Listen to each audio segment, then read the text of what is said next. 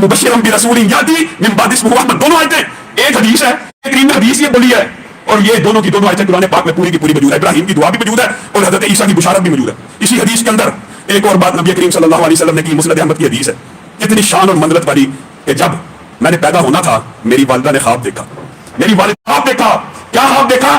کہ ان کے بدن سے ایک نور نکلا ہے، ایک روشنی نکلی ہے جس نے شام کے محلات کو روشن کر دیا، شام کے محلات کو روشن کر دیا. اور آپ کی والدہ نے اسی لیے کہا تھا، آپ کی والدہ خود بیان کرتی ہے، حضرت حلیمہ سعدیہ کا بھی آج واقعہ آئے گا، اس میں تفصیل آپ کے سامنے رکھوں گا.